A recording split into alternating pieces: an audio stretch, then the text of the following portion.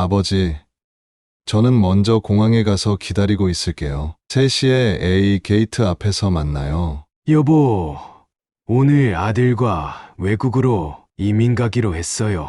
아들과 함께 새 출발을 하러 가요. 당신도 하늘에서 우리를 지켜봐 줘요. 얘야, 어디 있니? 지금 A게이트에서 기다리고 있단다.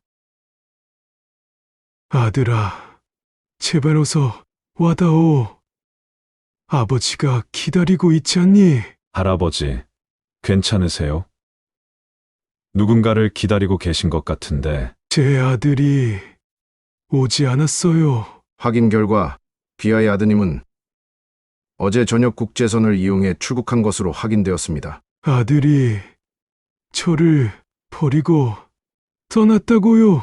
안녕하세요. 제 이야기를 들어주셔서 감사합니다. 저는 이제 70대 중반의 나이에 접어든 평범한 노인입니다. 하지만 제가 겪은 일들은 결코 평범하지 않았죠. 제 인생의 여정을 여러분과 나누고 싶습니다. 저의 이야기는 40년 전으로 거슬러 올라갑니다. 그때 저는 30대 중반의 젊은 회사원이었죠. 어느 봄날 회사 동료의 소개로 제 아내를 만났습니다. 그녀의 환한 미소와 따뜻한 마음에 첫눈에 반해버렸죠. 우리는 빠르게 사랑에 빠졌고 1년 후 결혼했습니다. 결혼 이후 우리의 삶은 행복 그 자체였습니다. 서로를 아끼고 존중하며 함께 미래를 꿈꾸었죠. 2년 후 우리의 아들이 태어났습니다. 그 작은 생명체를 품에 안았을 때의 기쁨은 이루 말할 수 없었습니다. 아들은 우리 부부의 사랑을 듬뿍 받으며 자랐습니다. 아내는 헌신적인 어머니였고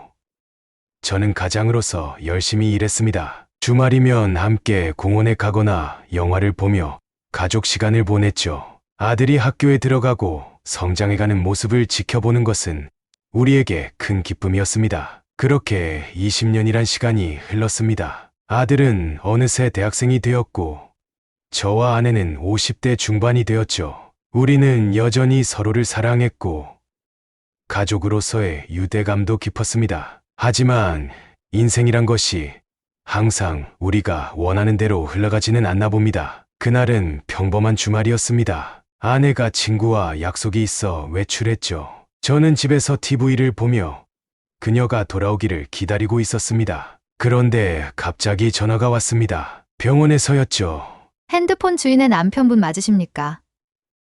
아내분께서 교통사고를 당하셨습니다. 빨리 병원으로 와주시기 바랍니다. 그 순간 제 세상이 무너져 내리는 것 같았습니다. 어떻게 병원에 도착했는지도 모르겠어요. 그저 영희가 괜찮기를, 이 모든 게 악몽이기를 바랐습니다. 하지만 현실은 냉혹했습니다. 의사는 고개를 저으며 말했습니다. 최선을 다했지만 너무 늦었습니다.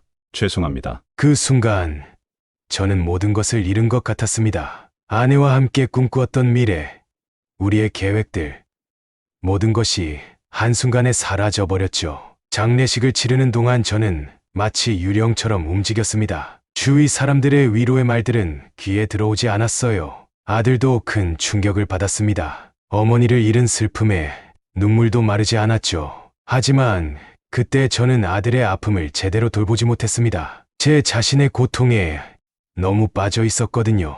아내가 떠난 후 저의 삶은 완전히 달라졌습니다. 일상이 무의미하게 느껴졌고 매일이 고통의 연속이었죠. 회사에 출근해도 집중할 수 없었고 밤에는 잠을 이루지 못했습니다. 결국 저는 조기 은퇴를 선택했습니다. 하지만 그것이 상황을 더 악화시켰다는 걸 나중에야 깨달았죠. 하루 종일 집에 있으면서 아내의 부재를 더욱 강하게 느꼈습니다. 그 공허함을 채우기 위해 저는 술을 마시기 시작했습니다. 처음에는 그저 잠들기 위해 한 잔 정도 마셨습니다. 하지만 점점 그 양이 늘어났죠. 아침부터 술을 마시는 날도 잦아졌습니다. 술은 잠시나마 고통을 잊게 해주었지만 깨어나면 더 큰 공허함만이 남았습니다. 아들은 그런 제 모습을 보며 심각하게 걱정했습니다. 아버지, 이러시면 안 돼요. 어머니도 이런 모습을 원하지 않으셨을 거예요. 아들의 말에 저는 화를 냈습니다. 넌 이해 못해.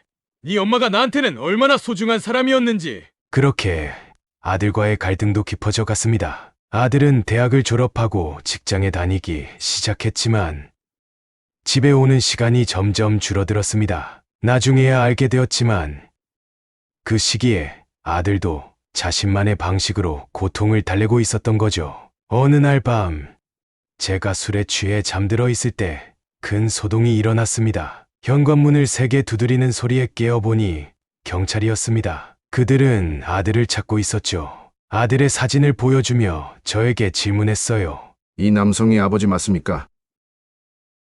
기아의 아들이 불법 도박장에서 적발되었습니다. 지금 경찰서에 있는데 보석금을 내시면 일단 석방될 수 있습니다. 그 말을 듣는 순간 저는 술이 확 깼습니다. 아들이 도박을 한다는 사실이 믿기지 않았죠. 어떻게든 아들을 구해야 한다는 생각에 서둘러 경찰서로 향했습니다. 경찰서에서 만난 아들의 모습은 처참했습니다. 옷은 구겨져 있었고 눈은 충혈되어 있었죠. 그는 고개를 들지 못한 채 저에게 사과했습니다. 아버지, 정말 죄송합니다. 저 도박 빚이 있어요. 그 말을 듣는 순간 제 마음은 찢어지는 것 같았습니다. 내 아들이 이렇게 힘들어하고 있었는데 난 그저 술에 빠져 아무것도 몰랐던 거죠. 보석금을 내고 아들을 데리고 나오면서 저는 무언가 변해야 한다는 것을 깨달았습니다. 집으로 돌아와 우리는 밤새 이야기를 나눴습니다. 아들은 어머니의 죽음 이후 느낀 상실감과 저의 알코올 중독으로 인한 스트레스를 견디지 못해 도박에 빠졌다고 털어놓았습니다. 그의 눈물 어린 고백을 들으며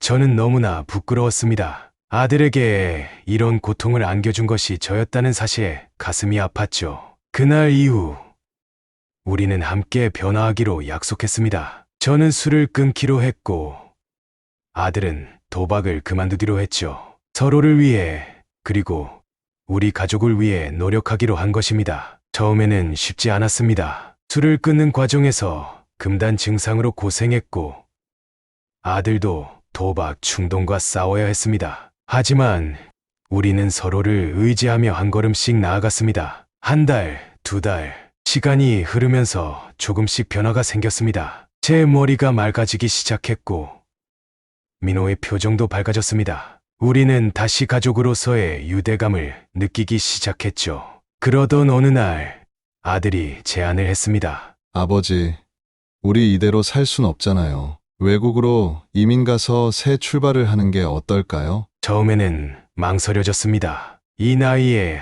낯선 곳에서 새 삶을 시작한다는 게 두려웠거든요. 하지만 아들의 진심 어린 눈빛을 보며 마음이 흔들렸습니다. 어쩌면 이것이 우리에게 필요한 변화일지도 모른다는 생각이 들었죠. 그래, 한번 해보자.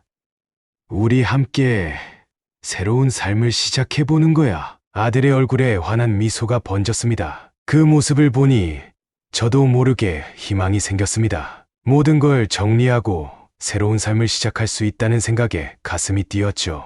우리는 이민 준비를 시작했습니다. 집을 팔고 필요한 서류들을 준비하고 새로운 삶에 대한 계획을 세웠죠. 모든 게 순조롭게 진행되는 것 같았습니다. 며칠이 지나자 집이 팔렸고 그 돈을 아들의 통장으로 보냈습니다. 아들이 외국 비행기 편과 같이 지낼 곳을 맡아서 하겠다고 했거든요. 다음날 공항에서 만나 함께 떠나기로 했습니다. 드디어 그날이 왔습니다. 아들과 함께 새로운 삶을 시작하기 위해 공항으로 향하는 날이었습니다. 가슴이 두근거렸습니다. 설렘과 불안이 뒤섞인 채 택시에 올랐습니다. 아버지, 저는 먼저 공항에 가서 기다리고 있을게요. 3시에 A 게이트 앞에서 만나요. 전날 밤 아들이 한 말이 떠올랐습니다. 저는 약속 시간보다 1시간 일찍 도착했습니다. 무거운 캐리어를 끌고 A 게이트 앞 벤치에 앉았습니다. 주변은 분주했습니다. 가족들과 작별 인사를 나누는 사람들,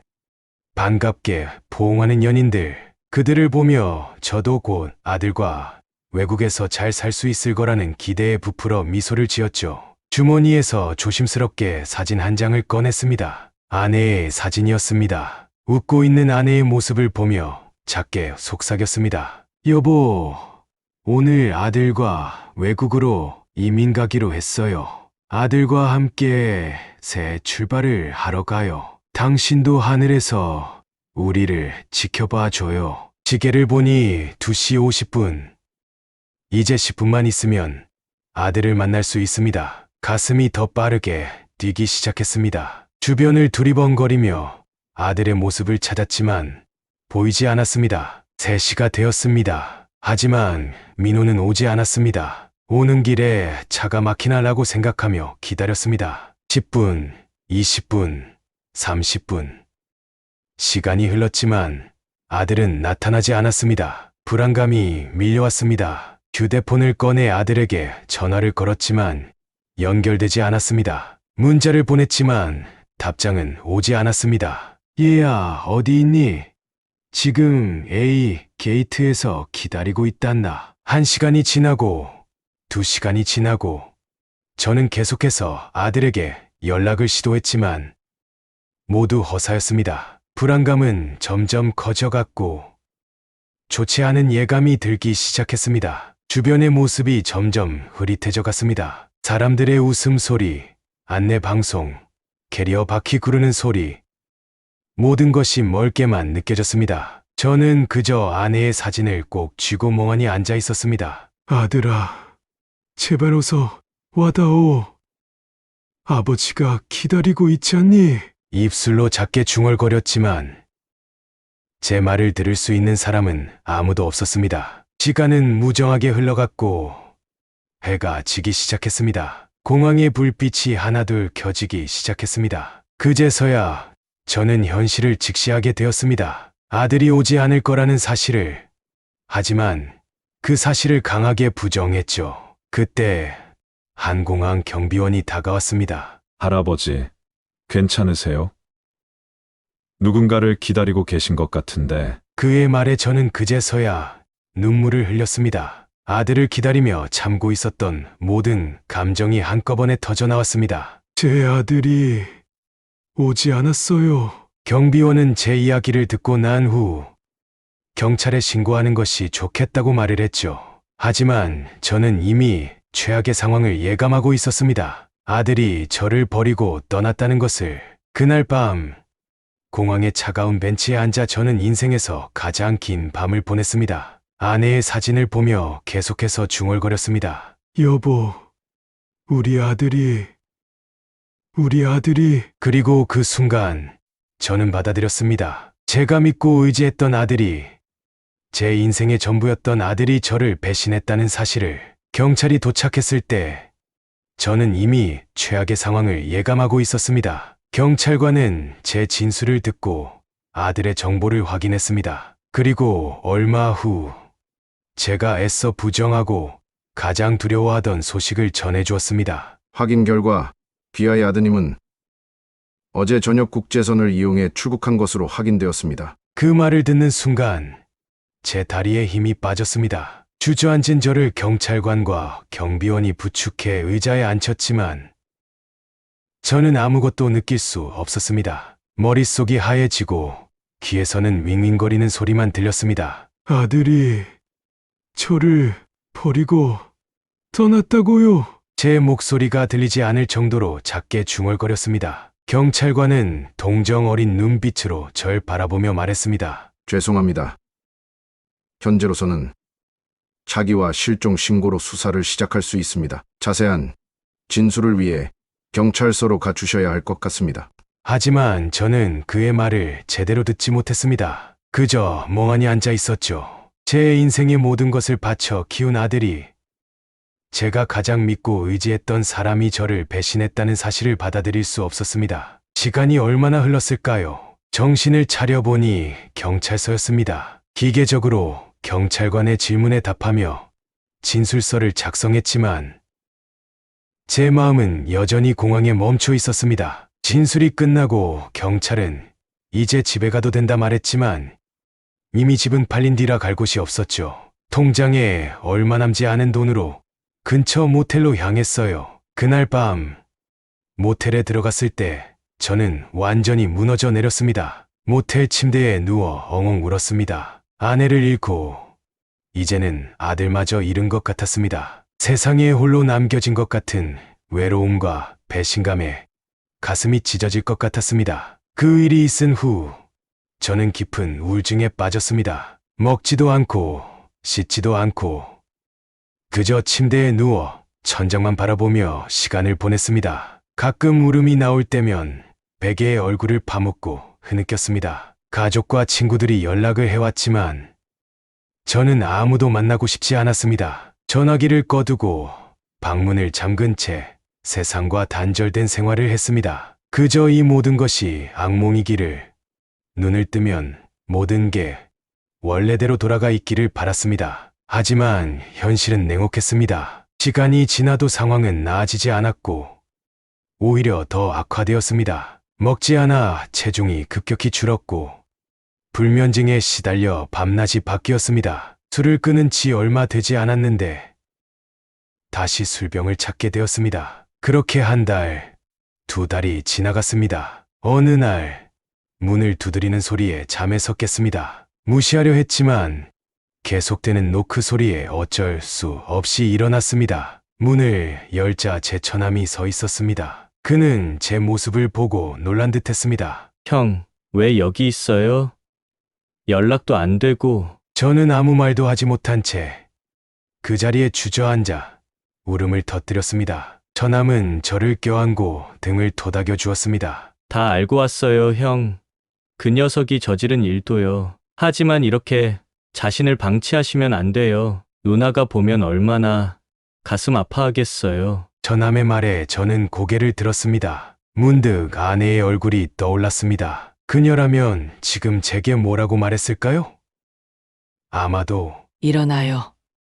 당신이 이런 걸로 쓰러질 사람 아니잖아요. 라고 말했을 것 같았습니다. 처남의 도움으로 저는 병원에 가게 되었습니다. 의사는 제게 심각한 우울증 진단을 내렸고 약물 치료와 함께 심리 상담을 받기를 권했습니다. 처음에는 상담을 받는 것이 어색하고 불편했습니다. 낯선 사람에게 제 이야기를 하는 것이 쉽지 않았거든요. 하지만 시간이 지나면서 조금씩 마음을 열게 되었습니다. 상담사 선생님은 제게 이렇게 말씀하셨습니다. 당신이 겪은 일은 정말 힘든 경험이었을 거예요. 하지만 그 경험이 당신의 전부는 아닙니다. 당신은 여전히 소중한 사람이고 새로운 삶을 살아갈 자격이 있어요. 그 말을 듣는 순간 눈물이 왈칵 쏟아졌습니다. 그동안 제 자신을 너무 학대하고 있었다는 걸 깨달았습니다. 아내와 아들을 잃은 것이 제 잘못은 아니었는데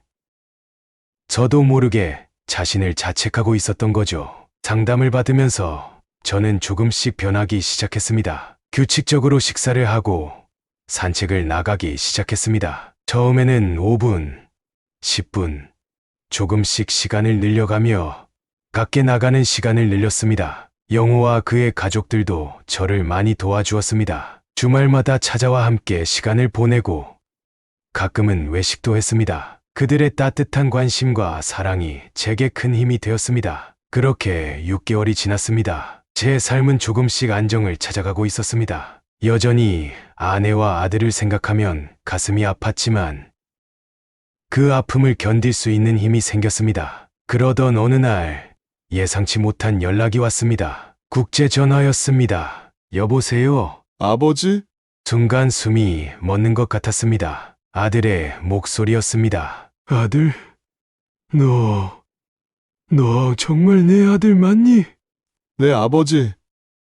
저예요. 정말 죄송합니다. 아들의 목소리에는 울음이 섞여 있었습니다. 저는 무엇라 말해야 할지 몰랐습니다. 기쁨, 분노, 안도감, 복잡한 감정이 한꺼번에 밀려왔습니다. 아버지, 제가 정말 큰 잘못을 저질렀어요. 용서해달라는 말씀을 드리기도 죄송스럽습니다. 하지만 정말 죄송합니다. 제가 어떻게 해야 할지 모르겠어요. 아들의 이야기를 들어보니 그는 도박 빚 때문에 극단적인 선택을 한 것이었습니다. 빚쟁이들의 협박에 겁을 먹고 도망치듯 떠났다고 했습니다. 하지만 외국에서의 삶도 쉽지 않았고 매일 밤 양심의 가책으로 잠들지 못했다고 했습니다. 아버지, 제가 저지른 잘못을 어떻게 해야 갚을 수 있을까요?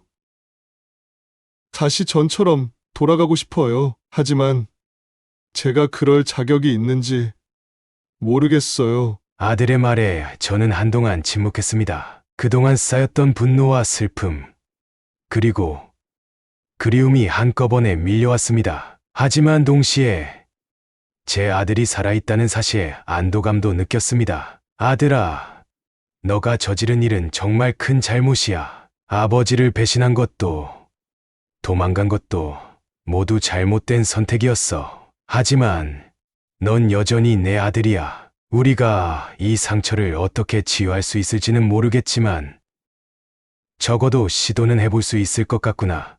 전화를 끊고 난 후 저는 한동안 멍하니 앉아 있었습니다. 아들과의 대화는 제게 새로운 숙제를 안겨주었습니다. 과연 우리 가족이 다시 예전처럼 돌아갈 수 있을까요?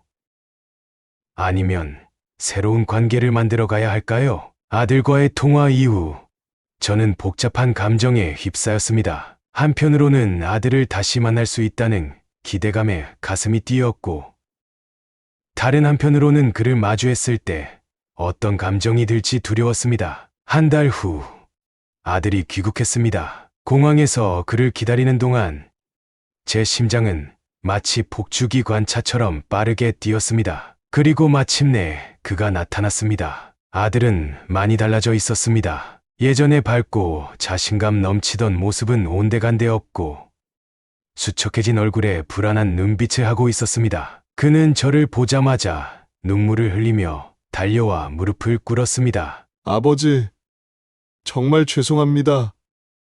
용서해 주세요. 저는 한동안 아무 말도 하지 못했습니다. 그저 아들의 어깨를 잡고 일으켜 세웠습니다. 그리고 오랜만에 아들을 품에 안았습니다. 일단 돌아가자.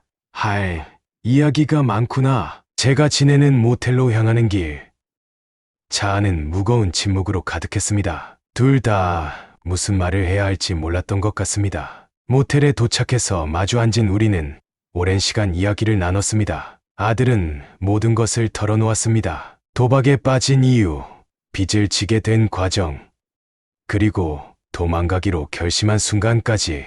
아버지, 제가 너무 어리석었어요. 도박으로 모든 걸 해결할 수 있을 줄 알았어요. 하지만 결국 더 큰 구덩이에 빠지고 말았죠. 그때 아버지께 솔직하게 말씀드렸어야 했는데 겁이 났어요. 아들의 고백을 들으며 저는 가슴이 아팠습니다. 제가 조금 더 관심을 가졌더라면, 조금 더 대화를 나눴더라면 이런 일이 벌어지지 않았을지도 모른다는 생각이 들었습니다. 너가 한 일은 정말 큰 잘못이야. 하지만 아버지도 잘못이 있어. 너가 힘들어하는 걸 알면서도 제대로 챙기지 못했어. 내가 더 미안하구나. 우리는 밤새도록 이야기를 나눴습니다. 때로는 격앙된 목소리로 다투기도 하고, 때로는 함께 울기도 했습니다. 그 과정에서 우리는 서로를 조금씩 이해하게 되었고, 새로운 관계의 가능성을 보기 시작했습니다. 아들의 귀국 이후,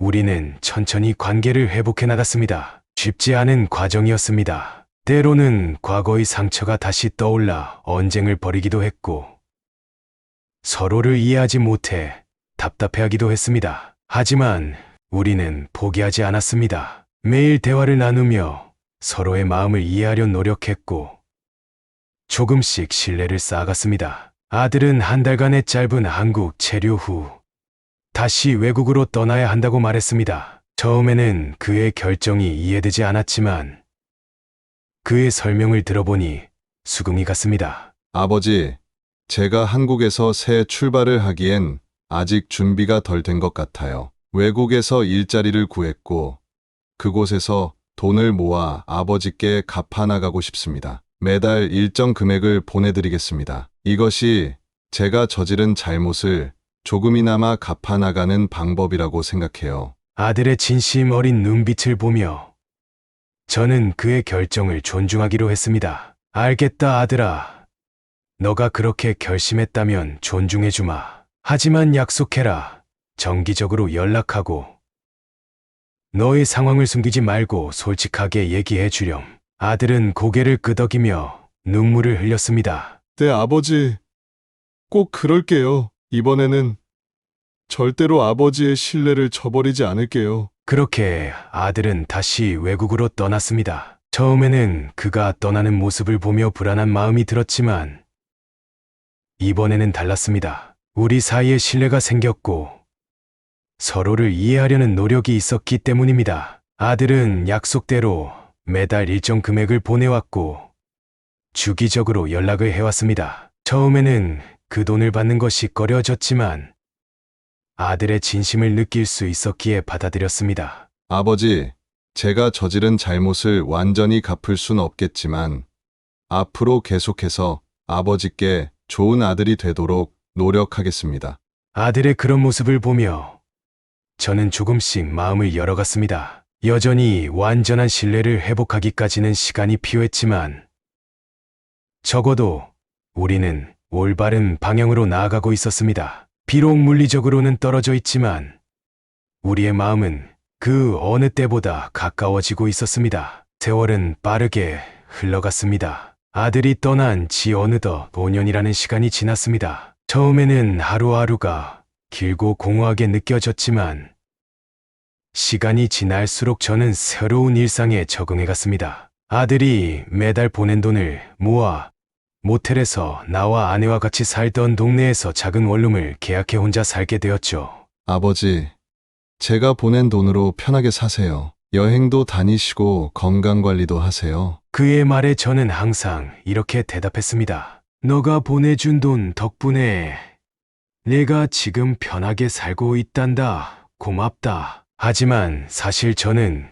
그 돈의 대부분을 적금에 넣어두고 있었습니다. 언젠가 아들이 한국으로 돌아올 때 그에게 새로운 시작을 할 수 있는 미천을 마련해주고 싶었기 때문입니다. 그러던 어느 날 아들로부터 뜻밖의 전화가 왔습니다. 아버지, 제가 드디어 여기서 안정적으로 자리를 잡았어요. 이제는 아버지를 모실 수 있을 것 같아요. 여기서 저와 함께 사시는 건 어떠세요? 순간 말문이 막혔습니다. 아들의 제안은 분명 기쁜 소식이었지만 동시에 제 마음 한구석이 무거워지는 것을 느꼈습니다. 얘야, 너의 제안이 정말 고맙구나. 하지만 말을 잇지 못하는 저에게 아들이 물었습니다. 아버지, 무슨 걱정이 있으신가요? 깊은 숨을 내쉰 후 저는 천천히 제 마음을 털어놓았습니다. 사실은 말이다. 이 동네를 떠나고 싶지 않구나. 여기엔 네 어머니와의 추억이 가득하지 않니? 우리가 함께 살았던 이 나라, 이 동네, 이곳을 떠나면 네 어머니와의 연결고리마저 끊어질 것 같구나. 아들은 잠시 침묵했다가 조용히 대답했습니다. 그렇군요. 제가 미처 생각하지 못했네요. 정말 죄송합니다. 아버지, 아니다. 얘야, 너의 제안이 싫다는 게 아니야. 다만 나는 아직 이곳을 떠날 준비가 되지 않은 것 같구나. 그 대화 이후 우리는 더 자주 연락을 주고받았습니다. 처음에는 어색했지만 점차 우리의 대화는 더욱 깊어지고 풍성해졌습니다. 아들은 자신의 일상을 자세히 들려주었고 저 또한 제 생활에 대해 이야기했습니다. 아버지, 제가 못난 아들이에요. 아버지의 마음을 헤아리지 못하고 제 욕심만 앞섰네요. 그렇지 않아. 너가 아버지를 생각해 준 것만으로도 고맙다. 너가 그곳에서 잘 지내고 있다는 것만으로도 아버지는 행복하단다. 아들은 점차 외국에서의 삶에 잘 적응해 나갔습니다. 그는 현지 회사에서 중요한 위치에 오르게 되었고 자신의 능력을 인정받았습니다. 어느 날 아들이 기쁜 소식을 전해왔습니다. 아버지, 제가 곧 결혼할 것 같아요. 병원에서 일하는 간호사인데 정말 좋은 사람이에요. 저는 아들의 소식에 기쁨과 동시에 약간의 허전함을 느꼈습니다. 아들의 결혼식에 참석하지 못할 것이라는 생각에 마음이 아팠지만 그의 행복을 진심으로 축하했습니다. 정말 축하한다, 아들아. 너가 행복하다니 아버지도 정말 기쁘구나. 아들은 결혼 후에도 저와의 연락을 게을리하지 않았습니다. 그는 자주 영상통화를 걸어 며느리를 저에게 소개해 주었고 둘의 일상을 공유했습니다. 며느리는 따뜻하고 배려심 깊은 여성이었고, 저는 그녀가 아들과 좋은 가정을 꾸릴 수 있을 거라 믿었습니다. 2년 후, 아들은 또 다른 기쁜 소식을 전해왔습니다. 그들에게 아이가 생긴 것입니다. 아버지, 저도 이제 아버지가 되었어요. 딸이에요. 그 순간 저는 눈물을 참을 수 없었습니다. 축하해. 하늘에 있는 너의 어머니도 정말 기뻐하실 거야. 시간이 흐르면서 우리는 서로의 선택을 존중하는 법을 배웠습니다. 아들은 외국에서의 삶을 이어갔고 저는 이곳에서의 삶을 지켜갔습니다. 비록 물리적으로는 멀리 떨어져 있었지만 우리의 마음은 그 어느 때보다 가까워졌습니다. 아들은 1년에 한두 번씩 가족과 함께 한국을 방문했습니다. 그때마다 우리는 함께 시간을 보내며 그동안의 이야기를 나누었습니다. 손녀가 자라나는 모습을 보는 것은 제게 큰 기쁨이었습니다. 할아버지, 나중에 크면 한국에 가서 살고 싶어요. 손녀의 천진난만한 말에 우리 모두 웃음을 터뜨렸습니다. 이렇게 우리 가족은 서로 다른 곳에서 살아가면서도 마음으로 단단히 연결되어 있었습니다. 과거의 아픔은 우리를 더 강하게 만들었고 서로에 대한 이해와 사랑은 더욱 깊어졌습니다. 저는 이제 이해합니다. 가족의 의미는 항상 같은 곳에 있는 것이 아니라 서로를 이해하고 존중하며 각자의 삶을 응원하는 것이라는 것을요. 이것이 우리 가족이 찾은 새로운 행복의 형태입니다. 아들은 그의 가족들과 함께 정기적으로 한국을 방문하여 저와 시간을 보내고 돌아갑니다. 저는 요양원에서 미술치료, 자원봉사를 하며 활기찬 노후를 보내고 있습니다. 제 경험을 다른 이들과 나누는 일이 큰 보람을 줍니다. 가끔 아내 생각이 나서 마음이 아플 때면 우리가 함께 자주 걸었던 거리에 나무 아래 앉아 하늘을 바라봅니다. 그러면 어디선가 아내가 우리를 지켜보고 있을 것 같아 마음이 편안해집니다. 인생은 참 예측 불가능합니다. 제가 가장 절망적이라고 생각했던 순간들이 오히려 새로운 시작의 기회가 되었으니까요. 배신과 상처, 용서와 화해를 거치며 우리 가족은 더 강해졌고 서로를 더 깊이 이해하게 되었습니다. 지금의 우리는 서로 다른 곳에서 살고 있지만 그 어느 때보다 가까운 사이가 되었습니다. 물리적 거리는 중요하지 않다는 것을 깨달았기 때문입니다. 이제 저는 남은 인생을 감사함으로 살아가려 합니다. 제게 주어진 모든 순간들, 좋은 일도 나쁜 일도 모두 소중한 경험이었음을 깨달았기 때문입니다. 여러분께 제 이야기를 들려드리면서 이런 생각이 듭니다. 우리 모두는 각자의 인생에서 크고 작은 어려움을 겪습니다. 하지만 그 어려움 속에서도 희망은 항상 존재합니다. 포기하지 말고 계속해서 앞으로 나아가세요. 언젠가는 반드시 빛이 보일 것입니다. 제 이야기가 여러분께 작은 위로와 희망이 되었기를 바랍니다. 감사합니다.